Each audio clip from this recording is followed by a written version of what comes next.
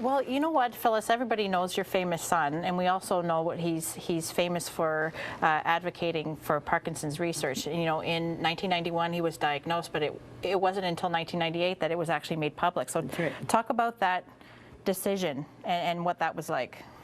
Well, at the time, you know, he was filming his show, Spin City, and it was just very, very difficult for him to do the segments because they did them live. And if he was having one of his bad spells, they would have to break. And the audience was there, and they made all kinds of excuses of why they were breaking. It was a camera problem, or it was lighting problems.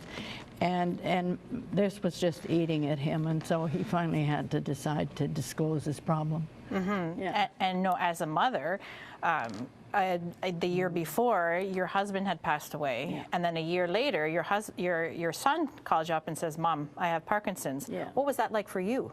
I felt like the earth had given way on me. I just, but in all truthfulness, I really didn't understand the implications of what he was in for the rest of his life. I guess I just drew a blank, but because I was thinking this was an old man's disease, and he was only 30 years old. It just couldn't be happening. Mm-hmm. Well, if you don't mind, you can stay here and finish the conversation with us and why you're here in Regina. Thank you. I'm back with Phyllis Fox, and now Phyllis, you come to Regina because of the event, the 2014 Parkinson's Curling Classic, because it's close to home for you because of Michael. But tell us why in Regina, why do you come here? Because there's so many events that you could be going to, but you pick Regina. I picked Regina. Well, I was asked to come, which was very nice.